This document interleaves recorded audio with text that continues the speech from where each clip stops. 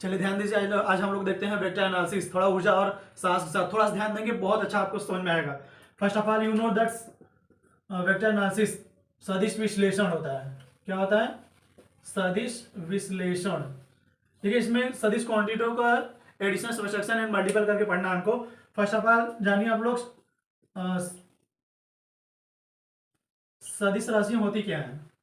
सदिश राशियां, ठीक, सदिश राशियां बताया जाता है कि ऐसी राशियां जिन्हें व्यक्त करने के लिए परिमाण और दिशा दोनों की आवश्यकता होती है, उसे हम क्या बोलते हैं? सदिश राशि बोलते हैं। ठीक, ऐसी राशि जिन्हें व्यक्त करने के लिए परिमाण और दिशा दोनों की आवश्यकता होती है, उसे हम क्या कहते हैं? सदिश राशियां बोलते हैं। ठीक, ऐसे ही आपको स्केलर क्वांटिटी है, स्केलर क्वांटिटी सेकेंड है। मिस होता है अदिश राशियां। अदिश राशियां क्या होती हैं? ऐसी राशियां जिन्हें व्यक्त करने के लिए केवल परिमाण की आवश्यकता होती है, केवल परिमाण की आवश्यकता होती है, दिशा की नहीं। उसे हम क्या बोलते हैं? अदिश राशियां बोलते हैं। सदिश राशियां जैसे आपको बता दिया जाएगा, जैसे हमारा वेग हो गया, विस्थापन हो गया, समय हो गया, त्वरण हो गया, बल हो गया। ठीक, ये जो हमारी राशियां होती हैं ये हमारे क्या है? सदिश राशियां होती हैं। ताकि देखिए इनको मेजरमेंट करने के लिए जैसे विस्थापन हो गया, जैसे बोल दिया कि 500 मीटर उत्तर दिशा में, इसमें डायरेक्शन की रिक्वायरमेंट पड़ती है। ठीक है, 20 न्यूटन का बल लगाया गया ऊपर की ओर, इसमें डायरेक्शन दोनों की जरूरत पड़ती है। बट लेकिन परिमाण में जैसे आपका द्रव्यमान हो गया, कार्य हो गया, ऊर्जा हो गई, जैसे 2 किलो केवल बोला गया, इसमें डायरेक्शन की रिक्वायरमेंट नहीं है, तो उसे हम क्या बोलते हैं? अदिश राशियां बोलते हैं। ठीक है, ध्यान दीजिएगा। उसके बाद आपको पढ़ना है एडिशन ऑफ, सॉरी, पहले हम लोग देखना चाहेंगे टाइप्स ऑफ वेक्टर। ध्यान दीजिएगा, वेक्टर कितने प्रकार के होते हैं। क्योंकि हमको वेक्टर के बारे में ही पढ़ना है, तो वेक्टर के बारे में हम लोग जानना चाहेंगे। Types of vector, first of all equal vector.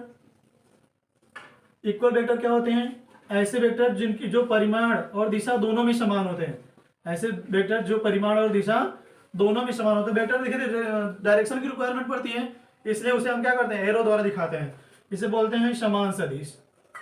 ठीक, दूसरा है अपोजिट। अपोजिट में क्या होता है?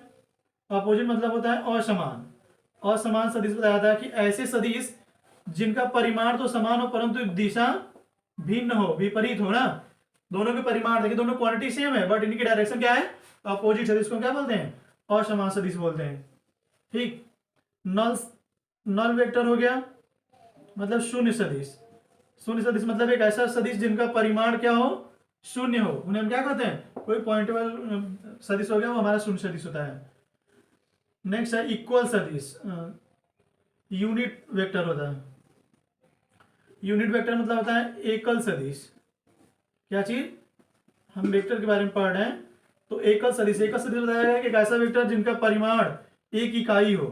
That means n cap equal to, इसको रिप्रेजेंट किया जाता है vector A upon mod of A. ठीक है, that is the unit vector. Perpendicular vector हो गया। परपेंडिकुलर में क्या होता है? लंबवत सदिश। ऐसे दो सदिश जिन परिमाण में क्या हो, एक दूसरे के लंबवत होते हैं, उनके डायरेक्ट बीच के एंगल जो 90 डिग्री होता है, उसे हम क्या कहते हैं? लंबवत सदिश बोलते हैं। और most that is very important for you, that is orthogonal vector. Orthogonal vector क्या होता है? लंब कोणीय सदिश। देखिए अभी हम लोग जो सदिश पढ़ रहे थे वह 2 डायमेंशनल था, लेकिन लंब कोणीय सदिश क्या होता है? 3 डायमेंशनल ज्योमेट्री होता है।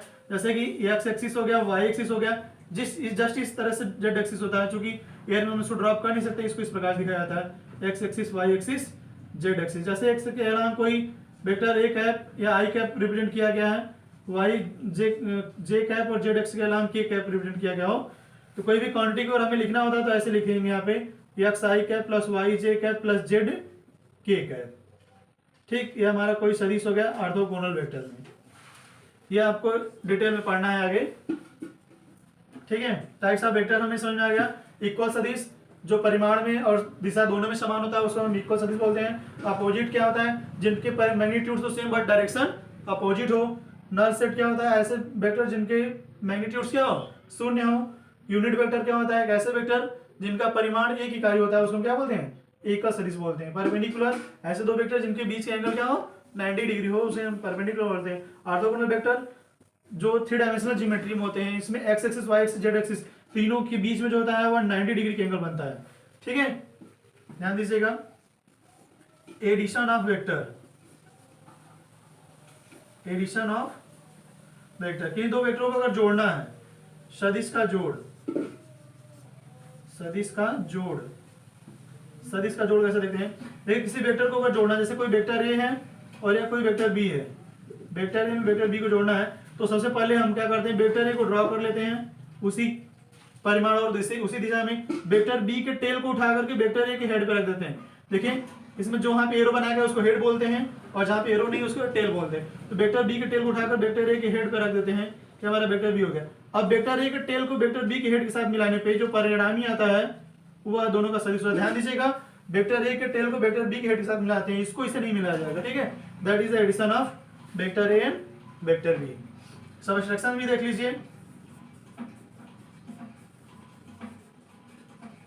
सबट्रैक्शन सदिश का घटाना,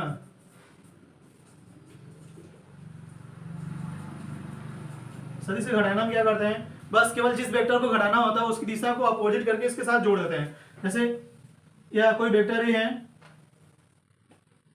और वेक्टर बी है, वेक्टर ए में से वेक्टर बी को घटाना, सबसे पहले वेक्टर ए को हम ड्रॉ कर लेते हैं, ये हमारा वेक्टर ए हो गया। वेक्टर बी की दिशा को पलट दीजिए, देखिए इस साइड लिखे हैं तो बी है ना, अगर हम उसको इस बगल पलट देंगे ऐसे तो ये हो जाएगा -b। ठीक है, अब इसके साथ इसको जोड़ना है, सबसे पहले क्या करेंगे, वेक्टर ए को ड्रॉ कर लेंगे, वेक्टर बी के टेल को वेक्टर ए के हेड पर रखकर खींच देंगे, ये हमारा वेक्टर ए हो गया, ये हमारा माइनस वेक्टर बी हो गया। अब इसको इसके साथ जब जोड़ देंगे ना तो वेक्टर ए प्लस -b, यानी यहाँ पे सॉल्व करेंगे तो vector A minus vector B हो जाएगा।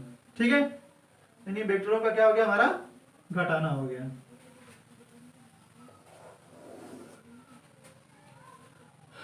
मल्टीपल ऑफ वेक्टर,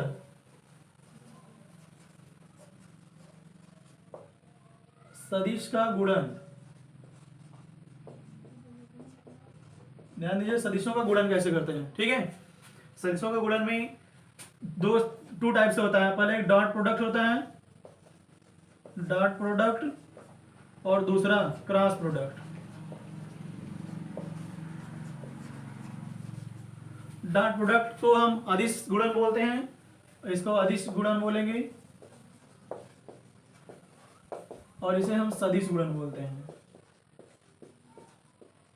ठीक है, चलिए हम लोग फर्स्ट देखते हैं डॉट प्रोडक्ट। डॉट प्रोडक्ट क्या होता है, बताया जाता है कि किन्हीं दो वेक्टरों का जो डॉट प्रोडक्ट होता है किसी एक वेक्टर के परिमाण और दूसरे वेक्टर के कोज्या के गुणनफल के बराबर होता है। Vector A dot vector B किसी एक वेक्टर के परिमाण और दूसरे वेक्टर के कोज्या, दैट मींस cos थीटा, इन दोनों गुणनफल के बराबर होता है। That means vector A dot vector B equal to A B cos theta. ठीक है, ये हमारा डॉट प्रोडक्ट होता है। दो वेक्टरों का डॉट प्रोडक्ट कैसे निकालते हैं, A dot B equal to A B cos theta. इसकी कुछ प्रॉपर्टी है, ध्यान देखिएगा, इसकी कुछ प्रॉपर्टी है जो कि बहुत इंपॉर्टेंट है आपके लिए। पहला, इसमें कम्युलेटिव लॉ फॉलो होता है, कम्युलेटिव लॉ फॉलो होता है। जैसे कि vector A dot vector B लिखा गया है तो इसको हम vector B dot vector A लिख सकते हैं। ठीक है, ए का बी के साथ डॉट कर, बी का ए के साथ डॉट कर, दोनों सेम होता है। सेकेंड है एसोसिएटिव लॉ भी इसमें फॉलो होता है।